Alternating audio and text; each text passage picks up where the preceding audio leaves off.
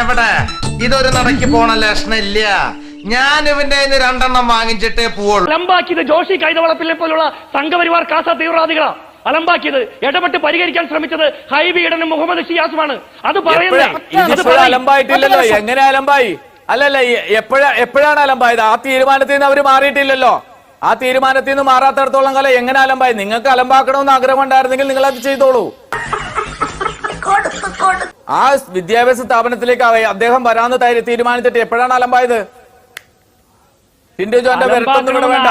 സ്കൂളിലെ PTA പ്രസിഡന്റിൽ നിന്ന് സംഘപരിവാറിന്റെയും കാസയുടെയും ആ വളപ്പിൽ നിന്നിട്ടാണ് സംസാരിക്കുന്നത്. താങ്കൾ ആ സ്കൂളിന്റെ കോമ്പൗണ്ടിനകത്ത് BJPയുടെ നേതാവിനെ വിളിച്ചുകൊണ്ടുവന്ന് ആ നേതാവിനോടൊപ്പം പത്രക്കാരെ കണ്ട് സംസാരിക്കുമ്പോൾ PTA പ്രസിഡന്റ് എന്നുള്ള നിലയ്ക്ക് താങ്കൾ ആ കൂട്ടത്തിൽ നിൽക്കാമോ? PTA പ്രസിഡന്റ് സ്ഥാനത്ത് നിന്ന് സംഘപരിവാറിന്റെ ഒരു കാസ തീവ്രവാദിയുടെ നിലവാരത്തിലേക്ക് മാറി. അത് ചെയ്യാൻ പാടില്ല. സ്കൂൾ മാനേജ്മെന്റിന്റെ ഔദ്യോഗികമായ അഭിപ്രായം പറയേണ്ടത് സ്കൂൾ മാനേജ്മെന്റിന് ഉത്തരവാദിത്തപ്പെട്ട ആളുകളാണ്. PTA പ്രസിഡന്റ് അല്ല സ്കൂൾ മാനേജ്മെന്റിന്റെ ഔദ്യോഗിക അഭിപ്രായം പറയേണ്ടത്.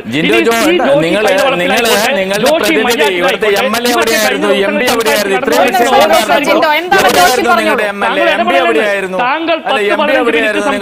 എവിടെയായിരുന്നു? ഇത്രയും കാലത്തിനിടക്ക്? അല്ല, നിങ്ങൾ അങ്ങനെ പറയല്ലേ? അല്ലല്ല, 15 മിനിറ്റ് സംസാരിച്ചിട്ടൊന്നുമില്ല. നിങ്ങൾ അത് കള്ളം പറയണ്ട. നിങ്ങളുടെ MP എവിടെയായിരുന്നു? ഇത്രയും വിഷയങ്ങളുണ്ട്. MLA എവിടെയായിരുന്നു? ജോഷി, ഞാൻ പറയട്ടെ. നിഷ, ഞാൻ പറയട്ടെ. ശേഷമല്ല നിങ്ങളുടെ നിങ്ങളുടെ MP എവിടെയായിരുന്നു? MLA എവിടെയായിരുന്നു? അല്ലല്ല, ഞാൻ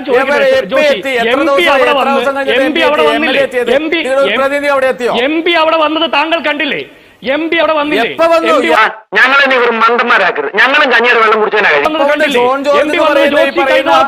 മറ്റൊരു രാഷ്ട്രീയ പാർട്ടിയുടെ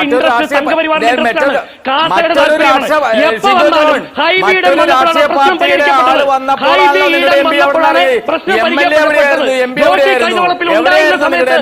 അങ്ങനെ പറയട്ടെ. ഹൈബിയുടെ എന്ന് വന്നു ഈ പറയുന്ന ഉണ്ട്. ഞങ്ങൾ അവിടെ ഉണ്ട്. അല്ലല്ല, ഞാൻ PTA പ്രസിഡന്റ് അവിടെ ഉണ്ട്. അതാ അങ്ങനെ പറയരുത്. ഇല്ല, നിങ്ങളുടെ MP മര്യാദയ്ക്ക് സംസാരിക്കണം. മാനകെട്ടവന് ഉനക്കല്ലടാ മര്യാദ വേണ്ടി. നിങ്ങളുടെ MP എവിടെയായിരുന്നു എന്നുള്ള ചോദ്യത്തിന് നിങ്ങൾ പറഞ്ഞില്ലല്ലോ മറുപടി. നിങ്ങളുടെ MP എവിടെയെന്ന് പറഞ്ഞില്ല. നിങ്ങളുടെ MP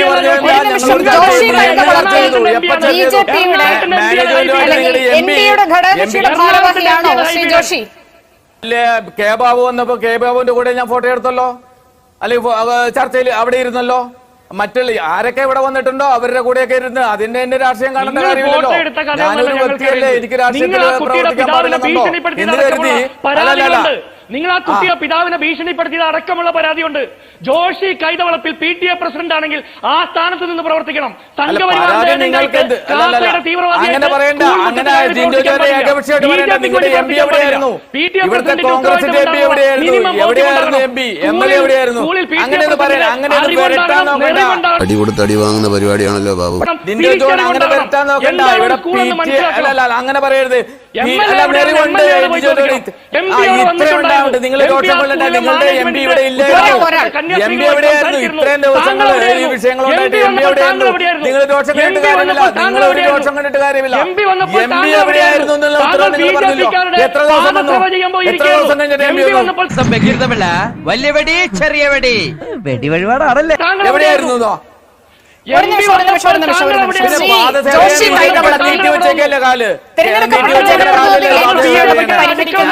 ആവശ്യമില്ല. ഞങ്ങൾക്ക് അതിന്റെ ആവശ്യമില്ലെന്നേ. നിങ്ങളുടെ MP എവിടെയായിരുന്നു? ഏതാ? ക്ലിയർ ആയില്ല. പരിഹാരം ഉണ്ടാക്കിയത് വിദ്യാഭ്യാസ മന്ത്രിയാണോ? MP ആണോ? BJP നേതാക്കളാണോ? ഇവിടെ ഇപ്പോഴും അല്ല, ഞാൻ പറയട്ടെ, പ്രശ്നത്തിന് പരിഹാരം ഉണ്ടാക്കിയത് ആ പിതാവ് തന്നെയാണ്. ഇതിനൊന്നും കൊള്ളുകയില്ലെന്ന് നീ വീണ്ടും വീണ്ടും തെളിയിച്ചിരിക്കുകയാണ് എന്റെ വിജയം. ആ അദ്ദേഹം എടുത്ത തീരുമാനമാണ്, കുട്ടിയുടെ പിതാവ് എടുത്ത തീരുമാനമാണ് പ്രശ്ന പരിഹാരത്തിലേക്ക് വന്നത്.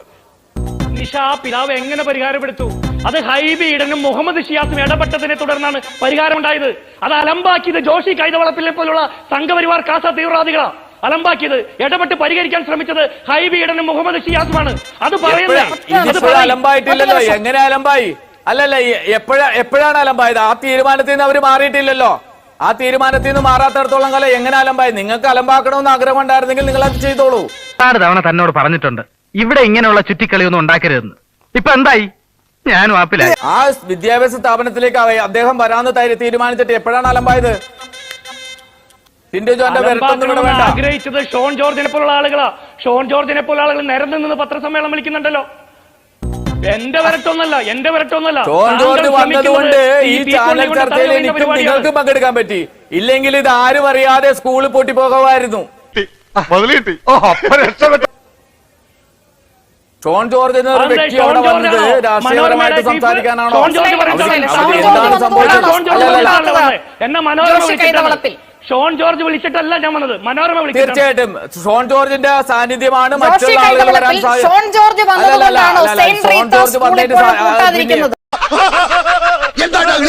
നമ്മളിവിടെ തുണിയിലാണ്ട്. തൽക്കാലം ഇത്രയും മതി. വരട്ടെ.